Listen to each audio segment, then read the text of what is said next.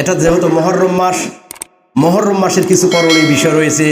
4টা মাস আল্লাহর কাছে অত্যন্ত সম্মান। তার মধ্যে মহরম, রজব, জুলকদ, জিলহজ, এই 4টা মাস অত্যন্ত প্রিয়, অত্যন্ত পছন্দনীয়। আল্লাহ পাক বলছেন যে ফালা তাজলিমু ফিহিন্না আনফুসাকুম, এই মাসগুলোর মধ্যে তোমরা নিজের আত্মার উপর অবিচার, অনাচার, জুলুম, নির্যাতন করো না।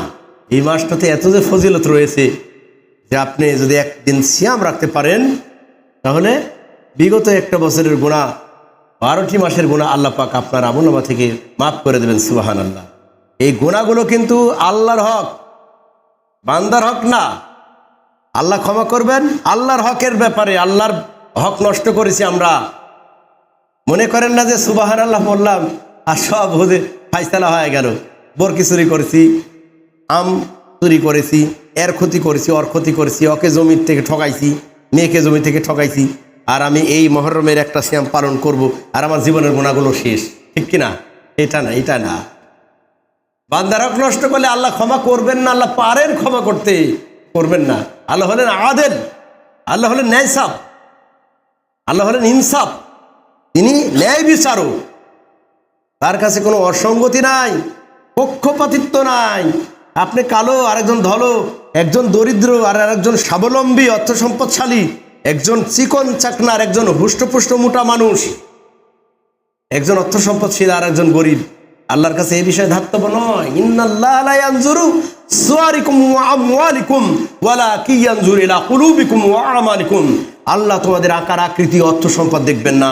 আল্লাহ দেখবেন মানুষের অন্তঃকরণ এবং মানুষের আমূল, এগুলোই আল্লাহ দেখবেন। আমি বলে দিলাম যে এই দিনে একটা সিয়াম পালন করলে জীবনের গুনাহ খাতা মোচন হয়ে গেল, আপনি আমি খুশি হয়ে গেলাম। যত পাপ আছে দেখ সব মাপ না, সব মাফ করবেন না। আল্লাহর অধিকারে যেগুলো আছে আল্লাহ সেগুলো ক্ষমা করে দিবেন 1 বছরের পাপ।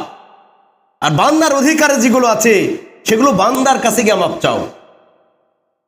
তাহলে এটা আমি একজনের মাথায় লাঠি মারলাম, রক্তাক্ত করে দিলাম, আর আমি এসে নামাজ পড়ি, আল্লাহর কাছে দোয়া করলে আমার দোয়া কবুল হবে বা সব গুনাহগুলো আল্লাহ ক্ষমা করবেন এমনটি না।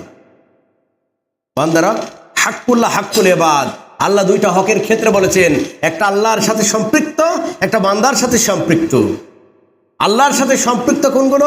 আল্লাহর ইবাদতের ক্ষেত্রে আল্লাহকে মালিক হিসাবে, রব হিসাবে, সৃষ্টিকর্তা হিসাবে, খালেক হিসাবে মান্য করার ক্ষেত্রে যদি আমরা অলসতা করি, অবহেলা করি, আল্লাহর হকের ক্ষেত্রে ফরজিয়াত বিষয়গুলো যদি ছেড়ে দিই, পালন করতে গিয়ে যদি অলসতা হয়, পাপ হয়, এক্ষেত্রে আল্লাহ ক্ষমা করে দেবেন। কিন্তু বান্দার ক্ষেত্রে বান্দার সাথে মিটমাট করে দেবেন। মহরম মাসে আমাদের করণীয় কি? মহরম মাসের করণীয় হলো মহরমের 10 তারিখে আপনাকে আমাকে সিয়াম রাখতে হবে। সিয়াম, এই সিয়ামগুলো অত্যন্ত গুরুত্বপূর্ণ। আল্লাহ নবীর একটা হাদিস আন আবি হুরায়রা রাদিয়াল্লাহু তাআলা আনহু থেকে বর্ণিত, তিনি বলেন, আফজালুস সিয়ামি বা'দা রমাযান শাহরুল্লাহিল মুহাররম ওয়া আফজালুস সালাতি বা'দাল ফারিজাতি সালাতুল লাইল। রমজান মাসের পরে অতি উত্তম সিয়াম হলো মুহররম মাসের 10 তারিখের সিয়াম। আর রাতের সালাতের থেকে অতি উত্তম সালাত হলো, ফরজ নামাজের পর উত্তম সালাত হলো রাতের সালাত, তাহাজ্জুদের সালাত। সুবহানাল্লাহ। রমজানের পরে যে সিয়াম, উত্তম সিয়াম হলো, এটা হলো মুহররম মাসের সিয়াম। আল্লাহ নবীর আর কি হাদিস বলি, ওয়াসিয়ামু ইয়াউমি আশুরা আহতাসিবু আলাল্লাহি আইয়ুকাফিরা সানাতাল্লাতী ক্বাবলাহু, রাওয়াহুল মুসলিম। আবু কতাদা রাদিয়াল্লাহু তাআলা থেকে বর্ণিত, তিনি বলেন, রাসূলুল্লাহ সাল্লাল্লাহু আলাইহি ওয়াসাল্লাম বলেছেন, যে ব্যক্তি আশুরা সিয়ামগুলো রাখবে, আমি আশুরা সিয়ামের ব্যাপারে আমি আশা রাখি যে আল্লাহ পাক বিগত 1টি বছরের গুনাহগুলো আল্লাহ ক্ষমা করে দেবেন। বলেন সুবহানাল্লাহ। মুসলিম শরীফের হাদিস। তাহলে একটা সিয়াম যদি আমরা রাখতে পারি তাহলে বিগত পূর্বের 1টা বছরের গুনাহ আল্লাহ ক্ষমা করে দেবেন ইনশাআল্লাহ। মুহররম মাসের 10ম তারিখের দিনগুলোকে ইহুদিরা ঈদের দিন থেকেও বেশি প্রিয় মনে করত। তারা সেদিন আসলে তাদের নতুন নতুন পোশাক পরিধান করত, বউ বিবি বাচ্চাগুলোকে তারা নতুন নতুন অলংকার আদি পোশাক আশাক পরায় দিত, পরিষ্কার পরিচ্ছন্ন হয়ে তারা থাকতো। তারা এই দিনের খুবই গুরুত্ব দিত। আল্লাহ নবী ইহুদিদের এই সিয়ামগুলো রাখা দেখে প্রশ্ন করলেন, ভাই তোমরা কেন রাখো? ইহুদিরা বলল যে এই দিনে আল্লাহ পাক মুসা নবীকে পরিত্রাণ দিয়েছেন। কোথায়? ফেরাউনের কবল থেকে, ফেরাউনের দলবল থেকে মুসা আলাইহিস সালামকে নাজাত দিয়েছিলেন। সেজন্য আমরা রাখি। আল্লাহ নবী বলেন, আরে মুসার অধিকার আমি বেশি রাখি, মুসা আমার ভাই, মুসার অধিকার আমি বেশি রাখি, অতঃপর হে আমার সাহাবারা তোমরা এই দিনে সিয়ামগুলো রাখো। আল্লাহু আকবার। এই দিন কেন সিয়াম রাখবো? উদ্দেশ্য একটা, যে এই দিনে মুহররম মাসের 10 তারিখে আল্লাহ পাক মুসা আলাইহিস সালামকে ফেরাউনের কবল থেকে সমুদ্রের পার করে দিয়েছিলেন। আর ফেরাউন এবং তার দলবলগুলোকে সমুদ্রের মধ্যেখানে আল্লাহ পাক নোলা পানির মধ্যে তাকে পৃথিবী থেকে বংশ নিধন করে দিলেন। পানির তলে আল্লাহ সুবায়া মারলেন।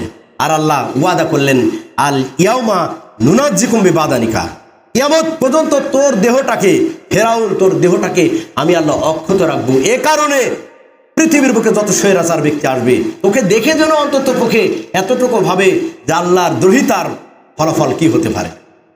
মাটির জন্য হারাম করে দিলেন, কীট পতঙ্গের জন্য হারাম করে দিল।